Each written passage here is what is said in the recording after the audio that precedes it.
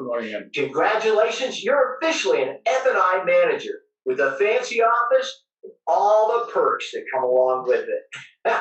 As a finance manager, you have the most important job in the dealership. You're tasked with protecting the dealership, obtaining financing for customers, and selling product, all while maintaining stellar customer satisfaction scores. Now, some managers get stuck in the mindset that product sales are their #1 priority, but there are some other items that have great importance as well. There are 3 bedrock responsibilities of a finance manager. #1, your primary responsibility as a finance manager is to protect the dealership. Now, throughout the years, F&I managers have gotten a bad rap. A few bad apples ruin the reputation of many. Everything from falsifying income and boosting book values to showing fake cash and fake trades in the contract. Not only is this unethical, but it's also illegal.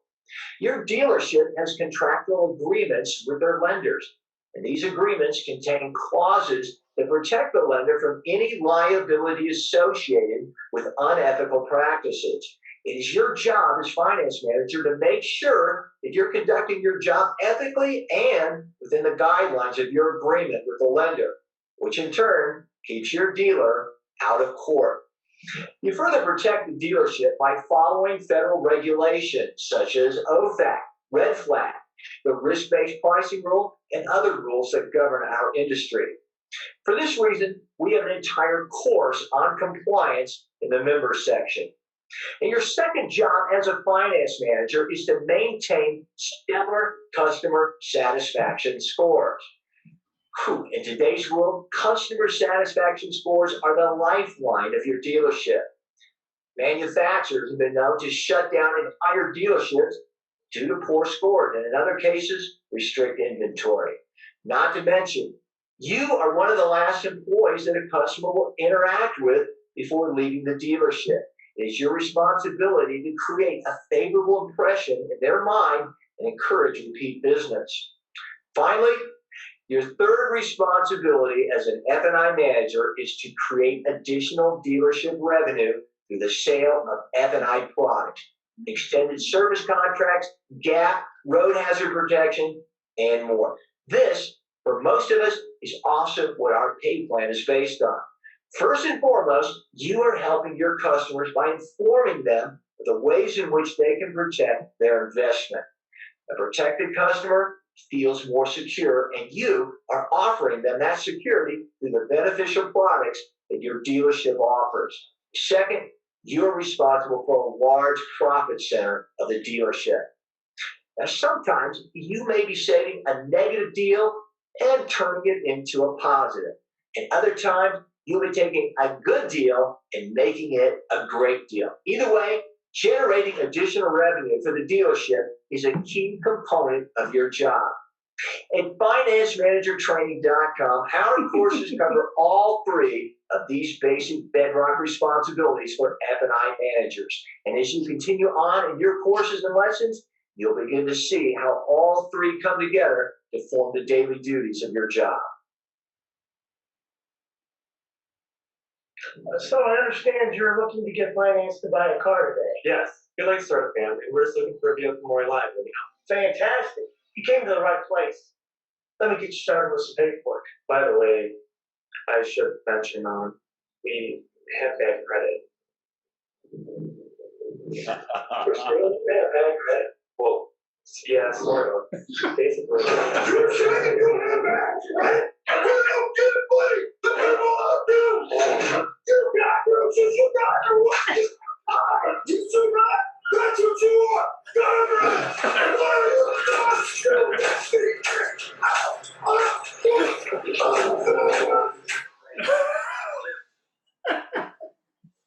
I love that video. Anyway, good morning. We're waiting for some more people, but let's start. We're on time here, so we're going to go ahead and start. Thanks, everybody, for coming on and talking about F&I. So we got a few great books. I picked a few. Car Dog Millionaire, which I thought was kind of interesting. The Automotive F&I Selling Guide, and the Complete F&I Reference Book. So those are the 3 I haven't read them all personally, but they sound very interesting to me. F&I tactics and training. We've got two great guests. We got Greg Cookson and Bruce. We did have, going to have a third guest. Unfortunately, couldn't make it due to scheduling conflicts. All right. Obviously, AutoHub eventually wants to actually pay for our overhead, so we're offering sponsorship opportunities. If you have questions, you can reach out to Jeff or myself at any time. We're happy to answer. Disclaimer, we're not responsible for anything anyone says on AutoHub. It isn't our opinion, it's theirs. Just so you know, this is also on our website. The AutoHub Show. The AutoHub Show is for the guest, not the host. It's your show. Please mute or unmute yourselves. You can also click raise your hand if you have a question. We're monitoring the chat box, so we're happy to pose those questions for you. There's a wealth of knowledge and experience on the call, so let's share ideas and respect each other's time. All AutoHub participants have agreed to be open to sharing ideas and are okay with others using these ideas. Absolutely no selling, please. Obviously, that video I took from YouTube, so it wasn't meant to be selling that product or service. It's an open discussion with a focus on improving business. We value everyone's input, so speak up and bring value. Don't be afraid to brainstorm ideas and ask questions. Be respectful of everyone's time. After all, we're all busy professionals.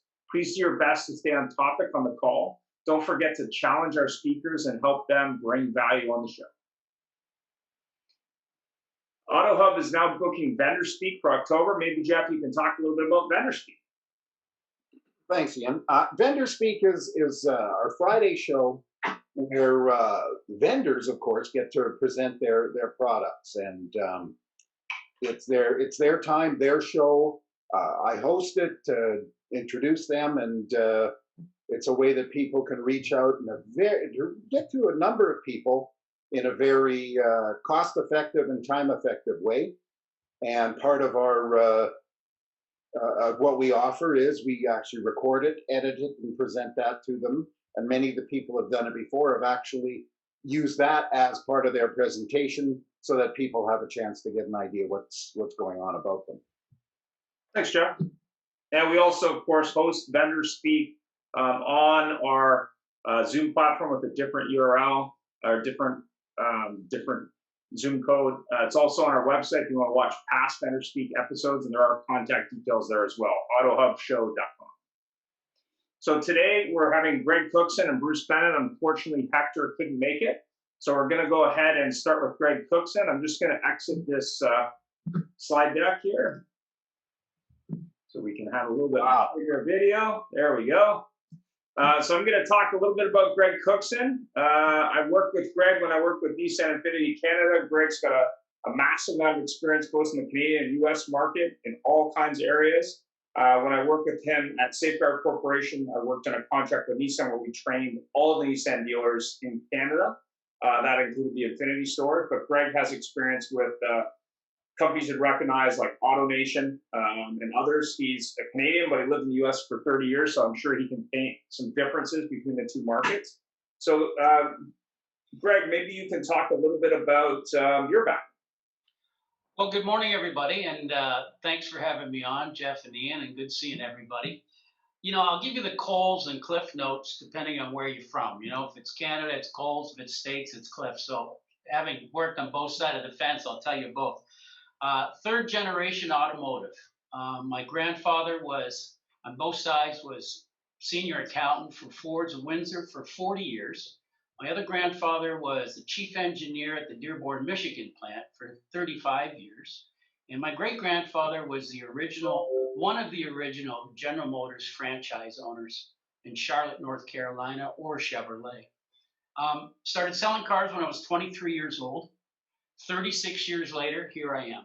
Rose up through the ranks from selling them to F&I and to third-party administrators, to OEM, to F&I training, and here I am today.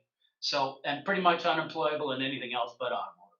So, it goes by quick. I still love the car business, and it's great to be on the show. Fantastic. So, I had a quick question for you. Tell us why you feel the pay plan is so important when driving an F&I product plan for dealerships. You know, I talk about this all the time and have for years, and really I learned it from AutoNation in the States, really from Kevin Westfall, who was the VP of AutoNation at the time under Mike Maroney.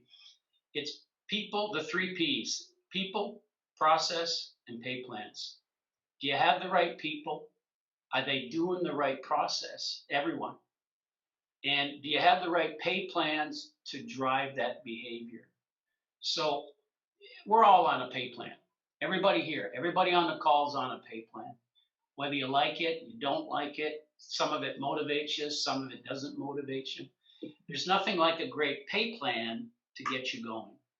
And if you're trying to change behavior and drive behavior, the pay plan makes a huge difference. We've all been on pay plans that you can't hit. They're out of reach. They're out of touch. It's not in line of what's happening today. Or we've been on the good side of it where you've got a great pay plan and you knock it out and you ring all the bells and then they cut that pay plan because you made too much money. And everybody's been on those sides, right? Everybody's trying to make a living. We're all got kids. Maybe we don't. We all got car payments. We got mortgage payments. It's the pay plan that makes the difference. When you're trying to drive behavior and push people into whatever that product might be.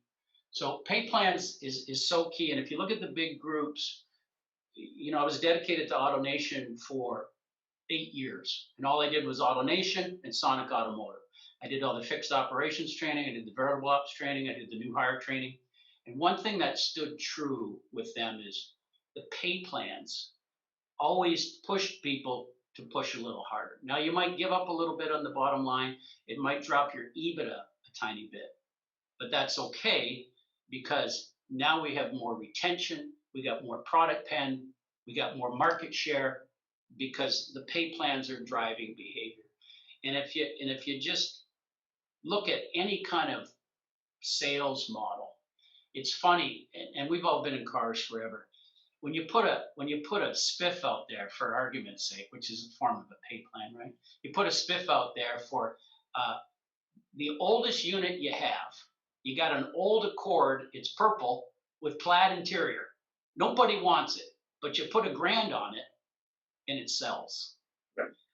And so I've just dumbed that down just for an obvious example, but great pay plans drive behavior. And that's what we're talking about here is driving behavior. You know, if Bruce wanted to change, if somebody came in and said, look, I got this great new product. Well, you're already set up. You're set up the way you want it. You get the forms the way you like it. You got your third-party administrators the way you like it. You got your email set up. You got everything's done the way you like it. Now, somebody comes in and says, hey, I need you to change because it's a great new widget. And you go, well, why? Why would I change? I'm set in my ways. I got my gap forms the way I want. I got my tire wheel. I got my vehicle service contracts. I got my excess wear and tear. I know how to get funded. I know how everything's done. Why would I change? But if somebody came in and said, look, it's the same, but I'm going to pay you $1,500 more a month or $2,000 more a month if you hit these stared levels. Let's say it's 35% product penetration, 45% product penetration, 50% product penetration. And if I pay you to ring those bells, would that change your behavior? Yeah, it would. Because now you go, okay, widget for widget. It's the same widget. They're working great. The third-party administrator, but now I'm going to get paid to sell the same tire and wheel, the same vehicle service contract, the same excess wear, TPP, prepaid maintenance. Doesn't matter what the F&I product is.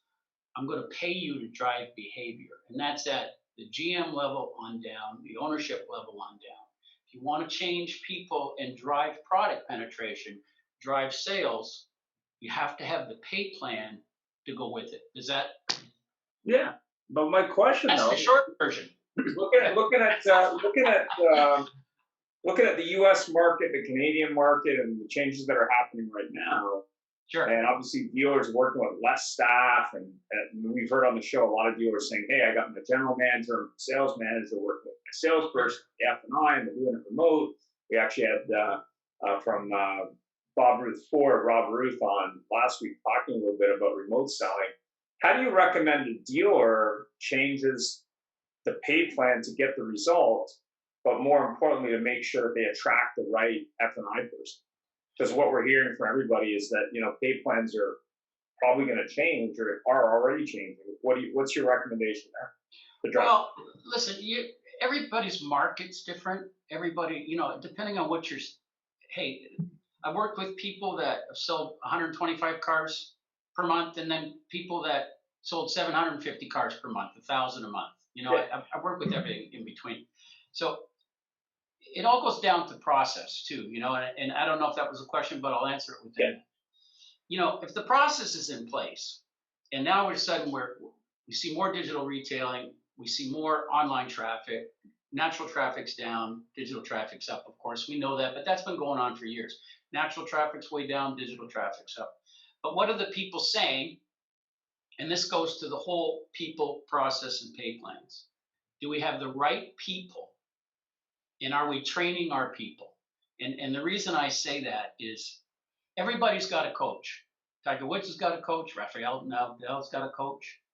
Everybody's got a coach. All pro athletes have a coach. They all have a trainer.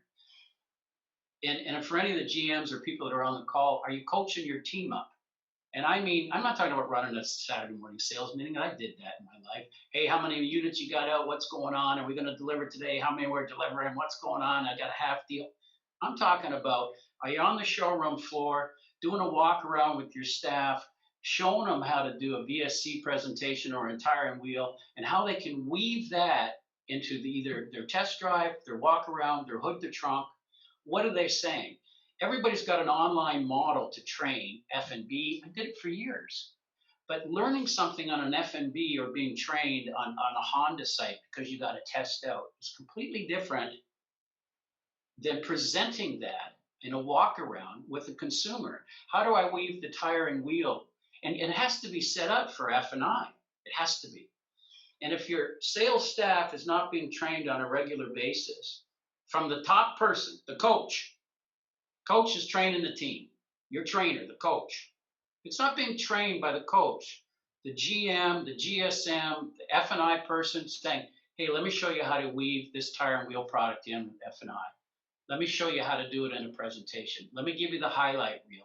You don't have to be an expert, but you have to have some grounding. You know, one of the things I did with AutoNation is I did all the Mercedes-Benz store from Palm Beach to Key West. There was nothing in Key West, but because Safeguard did all the Mercedes-Benz tire and wheel, excess wear and tear, and prepaid maintenance at the OEM at the white label. So I did all that training for tire and wheel. And you could go into a store and pull any sales associate aside and say, hey, can you tell me a little bit about this tire and wheel program, the premier Mercedes-Benz tire and wheel? And they had a word track for it. They knew what they were talking about. They had grounding in it. You don't have to be an expert. But the last thing in today's world is salespeople can't hit the stutter button anymore on products. You know, you look at Route 1, I mean, everybody can sign e-contracting, and it's coming our way. It's behind, but it doesn't matter. You have to have grounding in that product knowledge. So you have to have the right people. And are you training those people? That's key. And I'm not talking about OEM people coming in once a quarter and saying, hey, can you tell me a little bit about this? I mean, weekly training with your sales staff on F&I products. And then how do they weave that in with their either walk around, their hood to trunk, their test drive, their service walk? Doesn't matter. How are they weaving those products in, especially retention products, core products, vehicle service contracts, tire and wheel, gap, prepaid maintenance? Are they weaving those products into their regular presentation? And you as the general manager, general sales manager, do you know what they're saying? Right. When's the last time you got everybody in front on a showroom floor, pull them all together, ask for a walk around, and then say, tell me about tire and wheel, tell me about excess wear and tear, tell me about prepaid maintenance, tell me about vehicle service contract, tell me what an exclusionary vehicle service contract is, tell me what state it is, tell me what powertrain only is, prepaid maintenance, is it just an LOF and is it tire rotation? Tell me about it and find out. And also, do you think that it's a good idea to connect those salespeople with the products also to the service drive? Because what I found when I was doing training with Nissan was it was great when the finance managers were selling the product or maybe the salespeople were helping the finance managers, but the biggest challenge was when it came to claims, where the service manager didn't really know how to claim these products. Well, Whether it be an OEM product, white label product, or third party. And the biggest complaints I got were from the service director. well, and I hate to say great question, but great question. You know, everybody says great question, but it is a great question. If you're not having a once a month meeting with service and sales, you're doing yourself a disservice. You know, and if you don't have the warranty clerk on your fixed op meeting with your sales meeting, you're doing yourself a disservice. I always ran meetings with sales and service, fixed and variable, minimum once a month. Talk about the warranty, always the warranty clerk. Hey guys, you're forgetting the last seconds of the VIN on this. I'm so tired of chasing you down for the mileage, whatever it is. You know, and back to pay plans, because it's a nice tie-in. You know, if you're not spiffing the service department at least $1 on vehicle service contracts or more, you're doing yourself a disservice. Because the service department is the new F&I, it just hasn't hit Canada yet. They sell everything out of the US out of F&I, out of service. Everything gets sold out of the lane. I can't even tell you, from prepaid maintenance to vehicle service contracts, and they get paid. Now, it doesn't go into their CP dollars. That's okay, but they get the count. It's retention. They made a friend. The trusted service advisor. You got a 36,000, 3 years, 60,000 kilometer, and 3 years, 36,000 bumper to bumper. I'm in the lane. It's 34,599, and my trusted service advisor says, you know, you're getting ready to run out of warranty here. Let me suggest a couple of extended service contracts, and we'll use GMPP. And here's the GMPP brochure. Based on your driving, this is what I think you should do. Go talk to Carol in finance. They get spiffed $1.25, $1.50, because the margins are there. And that's what drives behavior. So if you see AutoNation, Sonic Automotive, Group 1, Asbury, West Herb, they're running 55, 60% VSC product pen because they're driving behavior. Right. So back to the service part of it, you got to have a service meeting in.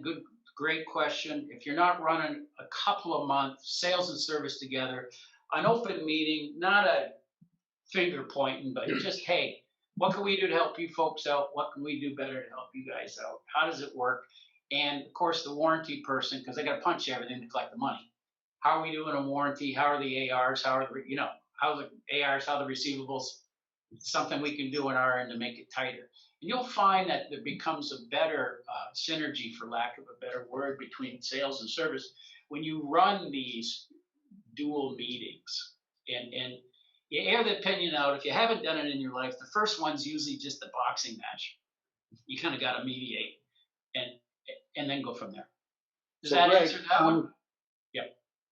I want to ask you this question because you've touched on one of my pet peeves. Has always been is why is it dealers don't focus on F&I with the entire store? They focus on Ignorance. salespeople. Ignorance. Yeah, because they focus on setting up the service department. They focus on the service department setting up sales for vehicles.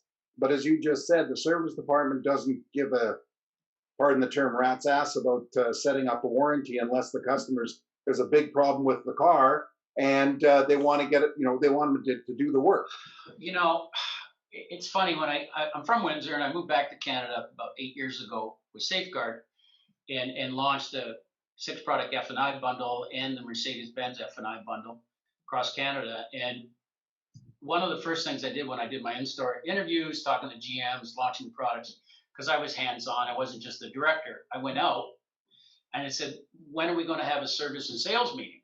When are we going to have an F&I and get everybody together and talk about, well, wait, not really. I got a service director and he's over here and I get to find out and they're over there. And I said, well, we got to get them together and say, hey, there's a new product. Here's how a claim works. And here's a little shortcut on your desktop, how you do the tips, tricks, and shortcuts. I got to call it in. One thing for F&I to sell it. Next thing you know it, Jay's sitting right there. Barry's right in front of the service lane. Hey, I got my tire and wheel. And the service advisor goes, what are you talking about? When did we start that? How does that work? This is the business manager. Yeah, and then this is so back to my point. If you're not running these meetings, and to your point, why do people do it? I don't know. And here's what I would say, and we all have had this experience, Bruce, Barry, Jeff, everybody on the call. You ever gone into a dealership and you go through the front door, and it doesn't have to be a dealership, but let's just use the dealership because we're in the car world. You go into a dealership and you get in the front door, and immediately it's kind of frumpy. You feel like you catch a bad vibe, and you go to the front desk and you see the receptionist and say, "Hey, how are you doing?" Busy. Yeah. All right, we're all busy. If you're not busy, you're dead, right? And you just get this funny vibe, and you can't find people, and it just feels negative. And you go to another dealership and say, "Hey, how are you? Welcome to Tropical Chevrolet. Is this your first time here?" Somebody greets you. You go up to the front desk. "Good morning, sir." It all starts from the top down, and you can catch those vibes in different dealerships. And I've been in literally thousands in my life, and that's not an exaggeration. And from one to the next, you could be at a Honda dealership down the road in Aurora, and then go to another one right in Markham, and they're night and day. And to your point, you'll see that energy between service and sales. And if you're not running a sales and service meeting on a regular basis, talking about F&I products with the service people about, "Hey, by the way, do you know how to do an excess wear and tear claim? Do you know how to do tire and wheel claim?" A lot of it's rudimentary for some people, but I'm telling you, so many people don't know. And that just creates a greater love between F&I, sales, and service, because everybody's got a piece to do. Back to pay plans. Everybody's I got a question about pay plans, actually. ringing the bells, trying to make a living. I got a question from the audience on pay plans. Yeah. What pay plan is the best to drive the best results? It's from Christian. I'm sorry, who's it from? Christian Thompson from Tour Nissan. So what's the best pay plan to drive the best results? The most you can afford without being greedy. I mean, honestly, I want to make my favorite line, Jay Crouch from CSI in the States. I want to make as much as I can without being greedy. And I want to pay as much as I can. So is that based on product sales, or is it based on? So let's talk product sales. Is it for sales specifically or F&I? Yeah. Which one is it for? Sales No, I'm asking, like, if I'm paying an F&I manager. Okay. I'm paying them on, if I'm paying them on, let's just say a dealer reserve, and I'm paying on product sales, what's the best structure to drive results where I retain customers, I retain my staff, and they make money, but more importantly, we sell products? Okay, so I have yet to see a group yet that has tied product count to pay plans in Canada, from AWIN to Dilawri, any of them. It's all gross profit. So number one, you have to tie products to pay plans. So for example, if I want to pay all the money and scale my pay plan up and drive retention products. If you're selling rust proofing, you got to stop that immediately, because it's not a retention product. What really drives people back in the lane? Vehicle service contracts, tire and wheel, prepaid maintenance. Those are really the top three that drive you back in the lane. So what good does selling rust do other than give you gross profit? That's really all it does, right? Everybody's got 10-year perforation on the cars. So when you look at the big groups, and I'll just contrast this, how they run it is, I have a tiered program for F&I. So I start at 35% product penetration, it pays 10% of gross. I have 45% product penetration, it pays 12. I have 50%, it pays 15. Plus they also get paid on F&I. So you got to scale it out to drive behavior. So if you want to push behavior, you need to scale your pay plan out, make it obtainable for them so they will sell more of that product. Because here's the top line. I can make another $15,000 more a year if I just push 50% product penetration on my pay plan. It's got to be scaled. Number two, you have to engage the salespeople. And salespeople have to be paid. And you have to teach them in their walkarounds, in their presentations, in their test drives, how to pitch that product. So when they do a proper TO into F&I, or the F&I person comes out and does a customer interview, I can look at you and say, Ian, I talked to Mr. Cookson about vehicle service contracts. He's pretty interested. Just something easy, something simple. But they've got to get paid as well. So you can drive that behavior. And then you can have a fast start bonus for the salespeople. If you don't have a fast start bonus in your sales structure, you're missing you're missing it. First person to 10 gets $1,000. First person to 10 cars by the 15th gets $1,000. You got to have a fast start bonus. All big sales teams have a fast start bonus. And I'm talking about big sales teams. So even if you just have 10 to 55 people, the biggest team I've worked with is AutoNation Weston Toyota, 55 salespeople on the floor, 10 business managers, 2 directors, 3 delivering 850 new and used Toyotas a month. The fast start bonus is $2,000. So people are just pounding it to get out there. Now, what's going to happen? You're going to have the highs and lows. You're going to have everything, but you're going to have enough sales to certainly pay for that. And the enthusiasm is fantastic. Even if you've got a small team, let's say you've got an 8-man woman team or a 5-man team, you've got to have a fast start bonus to drive behavior. And you got to have a fast start bonus in F&I to drive behavior. Hey. And what kind of impact would having that have to your dealer? Like, I mean, we're talking dealers in Canada, they're averaging, let's say, somewhere between 100 and 200 rides a month. Like, having those kind of programs, like, what are they going to see as an upside? Oh, well, for example, I've done this with Nissan when we rolled out the Nissan. If you're on the Nissan team, when we rolled it out with Nissan, they were running like 22% vehicle service contracts. And then we started paying everybody and had a fast start program. We went to 45 overnight. I mean, that's how fast it changes behavior. When you put a real plan out there, and I'm not talking about a plan that you run for 60 days and then cut it. That's the worst mistake you can make. Yeah. And what's your opinion on menu selling in Canada? I know that when I was with Nissan, we were trying to train dealers on that. And some of the competitors in the market, I don't want to mention names, are big on the step selling model. What's your opinion on menu selling in the future in the Canadian market? Well, I got a lot of opinions on it, but I won't talk about it today. But here's what I would say. They're both good. I started step selling, and then I went to menu, and I've gone back.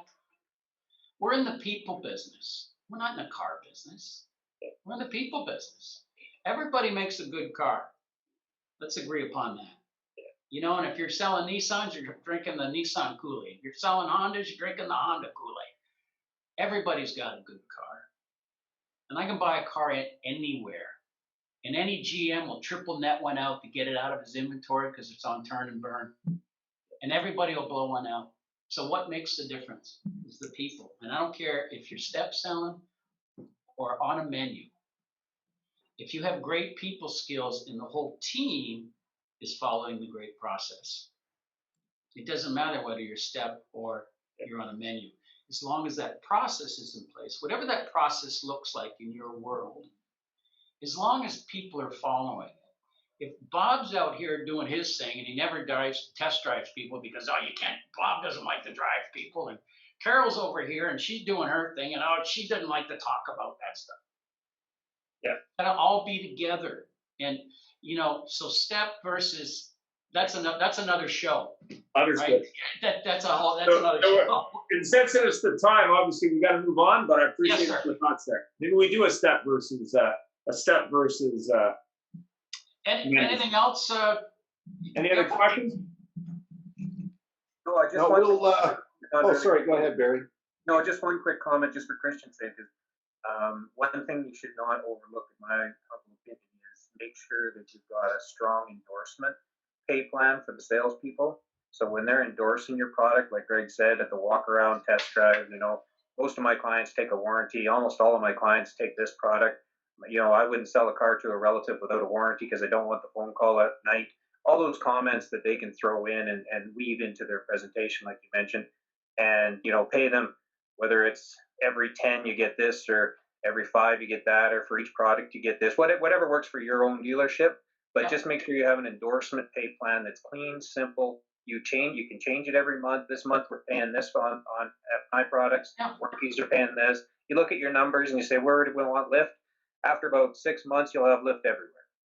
Yeah, and that's That's the perfect answer. I mean, you know, if you're running low VSC penetration, or you're trying to get up because your SSI is low, or your CSI is low, or you're behind in market, it doesn't matter what it is. Whatever product you're trying to push, you know, you can put that pay plan together to move that behavior. And back to Barry's point, you know, part of the coaching and training people is to have those third party endorsements, have that word track where you say, you know, I'm a great believer in vehicle service contract. Truly, I'm a buyer. You know, I'm a buyer of one. So I have a strong belief system. So it's easy for me to transfer that onto a consumer. So, because I have one and I love it and I've used it, and there's a million examples. Back to the service and sales meetings. It's always great to get an RO. It's always great to get an RO. I always laminated my ROs and say, hey, had you not had the vehicle service contracts, it would have run you $2,200 today. And that's standard practice. It should be for all service advisors when they're showing why buy a vehicle service contract. Mr. and Mrs. Customer came in, they didn't have it, it's $2,300. You have it, it's nothing today, zero deductible, it's a paperless transaction. So when you have a sales and service meeting all the time, your service advisors, they got some great selling tools. They know what to say, you know. So, Greg, I need We need to move on, unfortunately. Pardon? Forgive me for cutting in there. We need to move on. I see Bruce is sitting there. He's getting closer to the screen than not. Thanks, Bruce. Okay, we're good gonna. enough. Thank you, everybody. Appreciate it. Yeah. Well, we'll come back to you. Don't worry. Okay, it's not over yet. Oh, it's not over yet. So our next guest is Bruce Bennett, President and CEO of Drive Finance Company, a subprime company, and frankly, he's the first subprime guy I've ever met with a heart. I met Bruce way back when he was my rep at Toyota Financial Services, and got smart and got rid of the corporate world and the safety of the world and jumped into the land of risk. And we had a chat the other day where he says, yeah, I'm not going to put in people into 96-month finance. I want them to be able to get out of this car one day. So Bruce, tell us a little bit about yourself. We've got some questions for you, and go for it. And Ian, thanks for having me on. A little bit about my background. I've been, I was with 17 years with Toyota Credit. I started when the company was only 4 years old into Canada. So kind of part of the pioneer of establishing Toyota Credit in Canada. I had many roles. Started as a credit analyst. Was a credit manager for Western Canada, dealer relations manager, kind of did all the roles. And after that, I left when TD Auto Finance started in wholesale financing. I took a commercial credit position and looked after Manitoba and BC when they rolled out their floor plan. And about 6 years ago, I started my own finance company. So about 25 years in the auto industry in various roles. I hear Greg speak a lot about training. I did a lot of lease training, a lot of lease renewal training, a lot of the stuff that he talks about was very much the same types of things that we were talking about with lease renewal. So, pardon me, Bruce. Bruce, pardon me. We got a little bit of an audio issue there. okay. Maybe if you just lean back a little bit, and I know we told you before to lean forward because we couldn't hear you. You want me to lean back or forward? That's fine, actually. It's better. It was just there's a lot of variance in the audio. Okay, sorry about that. Yeah, that's okay. It's not your fault. Yeah, so that's it in a nutshell. Perfect. So, Bruce, a lot of dealerships are struggling with the topic of subprime. And some of them say we don't do it. I actually know a Chrysler store that doesn't do subprime, which is shocking. Should every dealer be prepared for subprime? And what are the best practices you recommend they need to be successful? Yeah, I mean, it's pretty hard to ignore non-prime, being that you're looking at 25 to 30% of consumers now are either near prime or subprime. So for any dealership to be able to ignore that many customers would be very, very challenging. Obviously, if you're a high-end Land Rover store, you're probably not seeing a lot of non-prime customers. But if you're specifically a Chrysler store, a GM store, a Ford store, you're definitely seeing non-prime customers. We see a lot of non-prime customers in the Korean stores, And surprisingly, with my background with Toyota, it's surprising how many customers are either in Toyota stores, they're in Honda stores.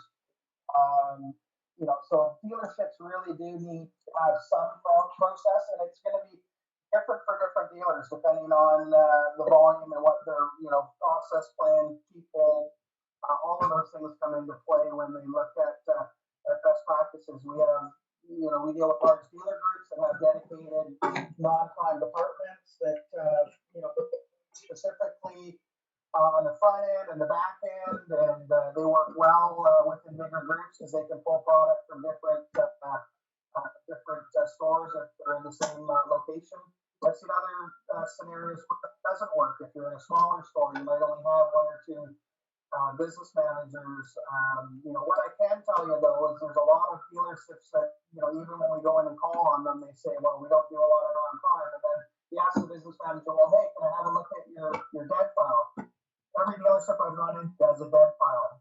And you start to go through that, and you start to see, well, here's a customer you buy, here's a customer that you buy. What happened to this customer? So, 30%, 50 or 25 to 30% is a pretty good number. So if you're not, focusing on that, if they're not buying from you, they're buying somewhere else. Right.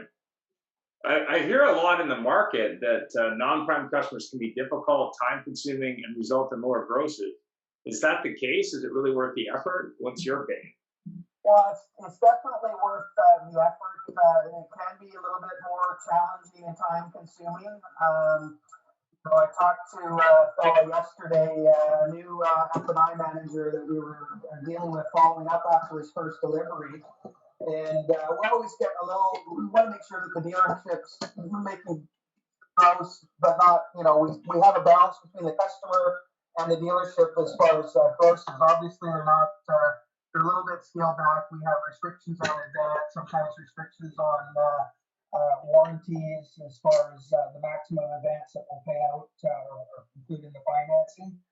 So we always want to make sure that the dealership's happy with the experience. And I was talking with the fellow, and he said he was actually more excited about how happy the customer was than he was about what the gross was. And he said, well, I actually got 4 referrals from this customer. He was so happy that we were able to help help him that he got a bunch of referral business from him as well.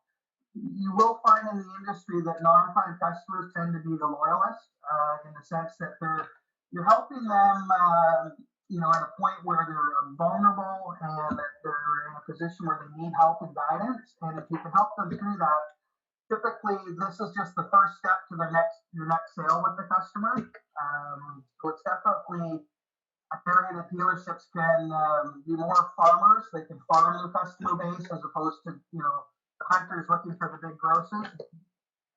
So how often would your average non-prime customer change you versus the general population?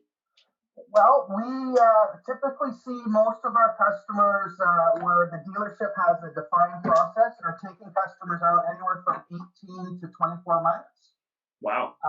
We have a maximum 60-month term, and we offer a lease product that definitely gives you, you're not financing the tax, so you can tend to trade the customer out a little bit early.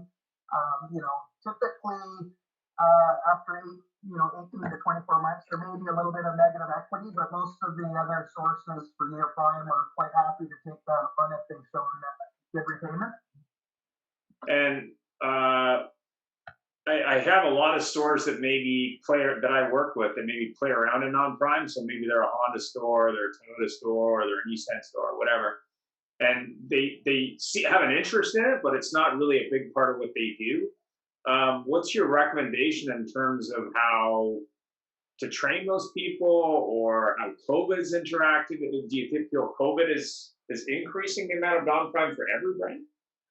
Well, two questions, good questions. First off, what a dealership should do, you kind of have to have buy-in from all departments. And certainly if you get buy-in from the dealer principal or GM level down, that's very important.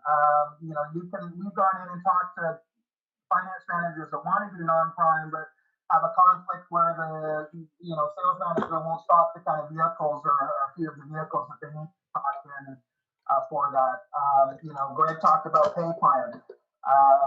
Maybe the grosses are a bit less on selling used cars, and it conflicts with the sales manager's pay plan. You want to remove barriers that are in place or could be in place, not even realizing that they're in place, that would lead your finance managers or sales managers not to look at that. So you kind of have to look at your people, your pay plan, your process. Add one more. I think another thing, you need to measure your results. Dealerships that aren't doing well at that, I would strongly recommend that they talk to their reps, whether they're their bank reps or finance or what have you, and we can probably look independently at your store and the people you have and make suggestions and give you an idea. Well, this is what this dealer works. It's a fairly, there might be a same size dealer in the same similar market that's working for them. Kind of sharing best ideas. So go ahead, Jeff. No, so it's an interesting thing because Greg was bringing up how the sales process, you get the salespeople involved, and it's an interesting question here because non-prime. I actually know a dealer or a dealer group that they actually prep the customer in advance for non-prime with involvement of their F&I managers, so that they don't go ahead and present them with a 0% 84 month on their Hyundai. So how is the sales process different for non-prime customers? Well, a lot of people, good question, Jeff. A lot of people refer to it kind of a reverse sales process. It's almost the exact opposite of what you do with the prime customer. Some dealerships have taken it even as far, at least in BC, to actually qualify the customer for insurance before they're going to start talking about looking at what they qualify them for payment. We've had so many non-prime customers go through even the non-prime process and get in front of the insurance agent to find out the deal's falling apart at the insurance stage. So typically, you definitely have to start with just trying to get a payment that the customer qualifies, and you're really kind of educating the customer about where they're at, what are the next steps, how are we going to get them to where we want to move every customer from maybe deep subprime to near prime to prime. So we've got to have a plan with that customer. We have to be realistic with the customer as far as what they're going to qualify. We have tons of customers that want to get trucks and are in deep subprime that there's no way they're going to qualify. They might have to drive a Chevy Cruze for 18 months to get there. So there always has to be a plan, and you have to be realistic on what how you're going to get that customer and get their buy-in on this is what you need to do, here's what we need to do as a dealer, and then you need to make sure that you're following up with that customer at certain intervals to make sure that you can do what you say you're going to do. Yeah, and I see that it's a big deal because there's a lot of people, just like those people in the video that Ian ran for us, that they're going in there, they're all excited, and then somebody says, "You suck." Or I want an SUV and I only want to pay $400 a month. Right. Even better than that, it's the F-350 with a lift for $450 a month. So we like to ask this of every guest, and just moving along here. What impact do you think COVID has had on F&I, and Bruce specifically on subprime? Well, certainly we've seen the used market heat up quite a bit. What I'm hearing from most of the dealers that I talk with, it's right now a lot of dealers are scrambling to find good used cars. We definitely went through a period where March and April were very were tough months. We were more focused on dealing with customer needs. Like a lot of customers were looking for deferrals. We didn't really have a scenario set up for deferrals. We didn't think we'd ever be offering a non-prime customer a deferral. Here we are scrambling with our back-end vendors to develop a scenario where we could offer certain customers deferrals. So we were kind of entrenched more in adapting to the customers' needs during those 2 months, and sales kind of fell off. Dealerships were trying virtual showrooms, which is hard to sell a used car in a virtual showroom for dealerships that typically have walk-in traffic. It was an adjustment for a lot of dealerships as well.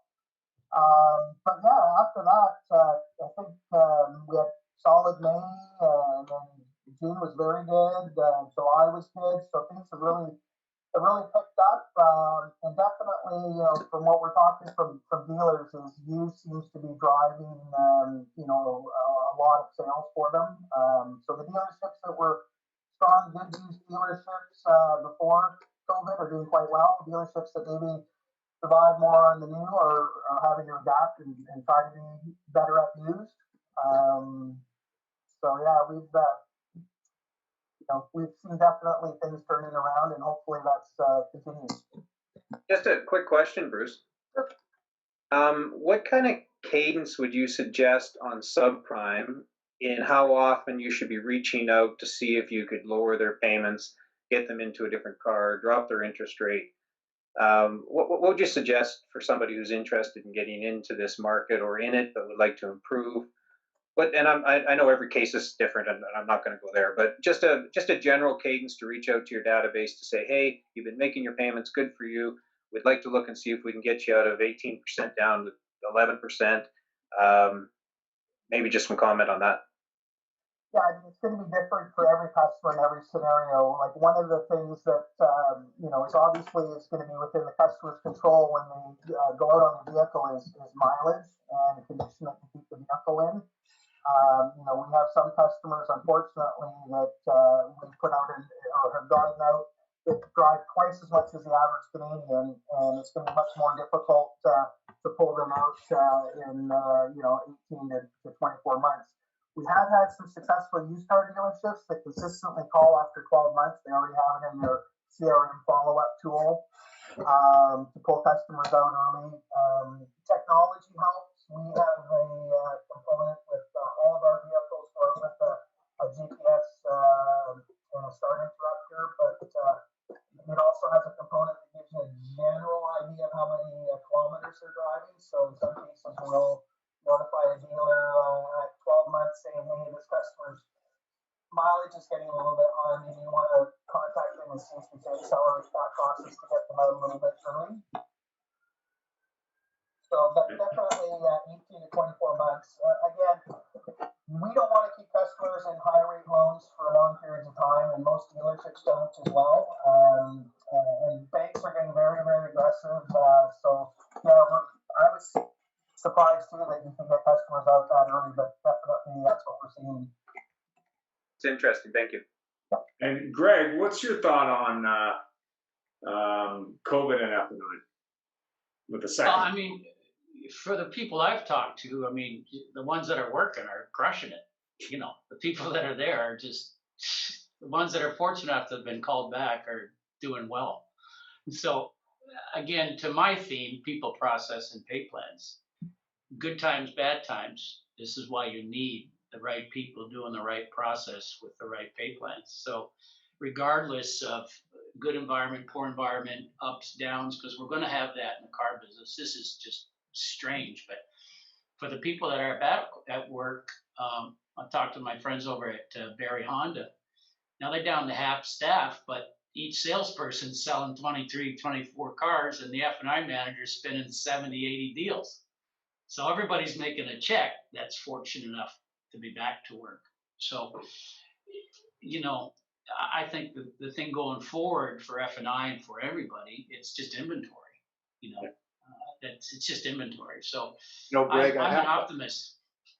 I hope. I have to make a comment about this other dealer that you just mentioned. Everybody's doing 23 or 24 cars. I think they're losing business. They don't have enough staff. That could be true too. But one of the biggest things that I talk about this all the time. Some of the most important people in the dealership is a kicking receptionist. And the thing they've done the kick-in receptionist that really, I mean, that's a tough job. But it makes or breaks a lot of people when you're calling in on an automated system. Hit 1 for service, 3 for parts, 4, and then you get the shut. I mean, some of them have 5 levels. So you push it's you push painful. 1 for sales, and then is it? Have you been here before or not? And it's ridiculous. Yeah, and then next you know you're at the Ramada Inn. You know, it's the thing is, you know, It's crazy. And the number one voicemail is. they should have been hiring back as the right receptionist. But hey, listen, everybody's struggling. Everybody's, you know, SG&A for dealerships kills them. So, you know, when you're looking at SG&A and they're trying to, you know, manage the payroll, yes, they're cutting corners, yeah, but you know, they're not turning that many people away. The feedback I'm getting from the men and women on the street is that the consumers actually become more tolerant because of these times. So I like to see everybody back at work because, you know, I'm a capitalist. And so I like to see everybody working, and it's a struggle for people. So the ones that are fortunate enough to come back to work, that have been called back to work, COVID really hasn't hurt them that much from what I'm hearing, talking to the men and women doing the heavy lifting on the streets, you know. So tell me something, actually, I'll direct this to Bruce very quickly, and then we got to move on, gentlemen. We try to keep it to within an hour. But, and Greg, perhaps you just pipe in at the end. So if we have a second wave, God forbid, but a lot of signs are pointing that way, how's that going to, what kind of effect it's going to have on business, on F&I, on subprime, on everything? Right, second wave. I certainly hope it doesn't happen, but we're prepared. I mean, we've been through it once before. We're positioned well to go through it, again. People are always going to need cars. It's kind of like getting a haircut. So, I think, it's a good time for dealers to reflect on other areas that maybe they haven't focused before. Maybe they haven't focused as being as much unused as before because things have been so good just selling new cars. So here's a real opportunity, for dealers to try to get a strong used car operation, and that'll feed into non-prime. There's lots of industry reps and training that Greg and people do. It's the dealers aren't alone. They can build a good use it as a great opportunity to maybe focus in on an area that they haven't done well at. Any final questions from the crowd? Obviously, we got 2 great shows coming up. I put up the slides quickly there. They're listed on the website. If you wanted to find, obviously, reboarding, which is a new topic in HR, and then talking about service drive again with a lot of great guests, including Chris Collins from LA, who's a pretty dynamic guy. So looking forward to that. Was there any other? Oh, there's a question. Processes and paid plans are so important to business from Jay. I agree 100%. What is your feeling, I guess, in terms of the ownership? I guess would be the way I'd look at it. Why do you feel ownership isn't doing the right pay plan? Is that for me, Ian? Yeah, I guess. You're the pay plan guy. Yeah, well, it's just missed it. I need the Whisper 2000 in my ear here. It's people, process, and pay plans is everything. It all starts from the top down. And when I said who's coaching the team up, everybody needs a coach, right? And who's the head coach in most dealerships? The GM or the dealer principal. If it's a hands-on dealer principal, smaller store, like a Whitby Hyundai, where he's everything. It still starts from the top, and if you don't understand the products, get somebody who does. Lots of GMs aren't really great at their products. It's just the way it is. And if you need help with pay plans, I'll help anybody with the pay plan free of charge, and I can give you some parameters to work within. Well, I have to tell you something, Greg. That's such a big deal because my experience has been that so many dealer principals or owners, they'll manage from the bottom line up, and they'll look at their pay plans and they'll say, well, wait a minute, I need to make this. So where can I? Oh, you know what? We won't give spiffs because it's the salesperson's job to set up the business office. Yeah, and those days are gone when they say, hey, it's part of your job. It's over. If I'm an owner, I take a little bit less and drive top line revenue. If you're driving top line revenue, everybody's happy.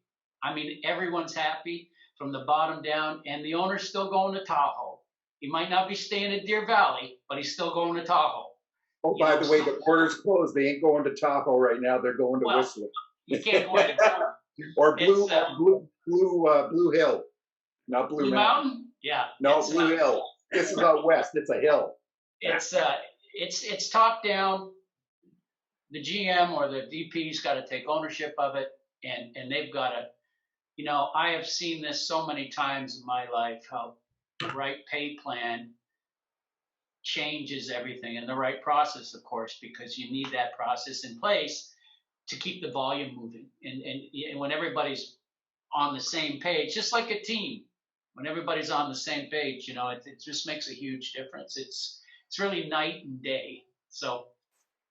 Since the time the call wraps at 9, so we're done. So thanks very much to everybody. And of course, Bruce and Greg, if you want to stay on for a couple minutes, we can definitely talk about that. Sure will. Thanks everybody for attending. Thanks, Jay, for your input. Christian, Jim, nice to see you again. And no Corvette. Thanks, everybody. Disappointed again. I'm heartbroken. Did you send him a picture of your Corvette that you bought? There you go. There you go. Oh, that's nice. All right, just a minute there. Funny problem is I just moved, and so I had a problem with my video with my my internet connection. So I've been videoless. That's my story. I'm sticking to it. Yeah, there's lots of stuff that's useful, including microphones, but I'm actually going to be doing a call this week with a guy in Australia that they do like virtual shows, basically, with teleprompters and all kinds of gear. So I'll share some tips after I have that call with him. He's in Australia, but he's got all kinds of recommendations. Have a good week. Yeah, a good microphone is worth every dollar. A good microphone is worth every dollar. Yeah. Highly recommend.